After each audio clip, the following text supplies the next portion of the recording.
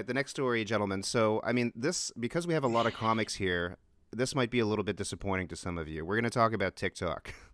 So, Yeah. TikTok, the story here that came out this week. So, first of all, if you remember during the Trump era, TikTok was a huge problem. I mean, it's a Chinese social media company that is just completely hijacking our dopamine system in a fucking rad way.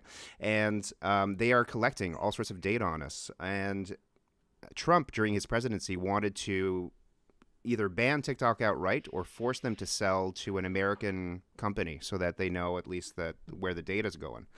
So first of all, Biden just rescinded that executive order, and now TikTok changed their terms of service this week and gave itself permission to collect biometric data on U.S. users, including face prints and voice prints. Is that including Canadians too? Oh yeah, everybody that uses TikTok. Basically. How do you give yourself permission? Like, how do you do that? Isn't that just called just doing it? You have to change your terms. Like, you need to change your terms of service. Right. And so they haven't been doing that already. Like, doesn't Facebook use my voice and my face and all that shit already? I mean, they claim they don't, but talk about dog food. Even if you don't have a dog, talk about dog food around your phone for an hour and see what happens. See what kind of ads pop up on your phone. So, but we've already known about that happening. We've all known that, haven't we? Like, yeah, man, I talk about one thing and it comes up like an hour later. Dude, I bought 3 hats, new hats. They'll be featured on the show. Don't you fucking think they won't? I'm gonna be wearing them. And Facebook has nonstop kept advertising those same 3 hats to me. Like, I've already bought it, you fucking idiot. Like, but we've known that's been happening. But China now is taking, you said, our face recognition and our voice recognition. That's right. So they're going to be able to create our own AI. Like, they're literally creating the simulation that we're probably already living in. Well, who knows what really they're doing with the data, but I mean, it's kind of a cliche now where they say, like, if you're on social media, you're not a user, you're the product. And it's very, very cliche, but it's true. And TikTok is no different. I mean, the data that they collect, because it's so popular, wildly popular, is extremely valuable. And I'm sure that they're doing something with it. Right. So, Quinn, are you on TikTok? I am. Oh, how do you find it? I think it's great. I like it. Do you really? I mean, I don't like their censorship policies suck. Like, I've been banned for hate speech like 3 times. Which is annoying. But I actually do really like it. I think it's good. I think it's encouraged young kids to like be more creative and innovative. And I think it's better than, because like Facebook is just everyone putting their shitty opinion out in text form and yelling and screaming. And TikTok's just like actually a cool space to like find new creators who are doing cool shit. So you're saying I should get on there? I think you should. I mean, it's tough for comedians. Like, I had a TikTok that was like blowing the fuck up. Like, I was like, oh shit, this one's going viral. Boom, banned for hate speech. Right. So that's my other thing. So everyone I know, every single comedian who goes on TikTok instantly goes viral. Every single one of them. It's bullshit. Every single one of them. So my question is, are those real followers? Are those real views? No. Or are those like no. Are those just dead Uyghur accounts They're that China's pretending that This is how China. Oh, Jesus Christ.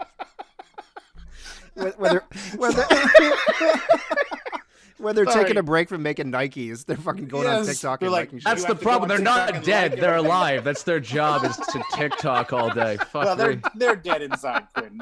You know what I mean? They gotta make Nikes, then go like we're demonetized. We're demonetized, guys. All right. Did you hear the lights just turned off? The lights just turned off. Perfect. Thank you. So YouTube, we're going to be sending you another check this week. Every week we got to write YouTube a fucking check.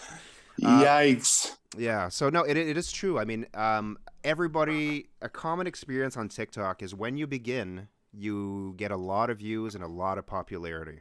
That's how they hooked everyone in. There you go. Yes. That's what they did. They're really smart. It's really clever, actually. They're like, we're going to make the youth of the nation we're trying to destroy addicted to an app that we developed and we owned. It's fucking brilliant. But it's also corralling people. It's like hurting them. They're like, hey, do this dance.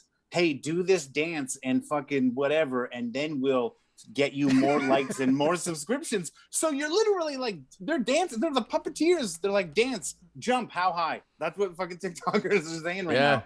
And it's weird. It's a weird conditioning thing. Then on Facebook, like you said, the fucking, the way they demonetize you or tell you can't say these certain things. Facebook suspends me all the time for jokes, like literally like All out the of time. context shit. But if they wanted to just stop me from saying mean things, they just delete my shit, right? Instead, they ban me to let me know that my behavior will not be tolerated so that I change my behavior, right? The banning of me, this 30-day suspension is the conditioning, is the compelled speech shit. And we're just like, okay, and just fucking fall for it. And it's gross.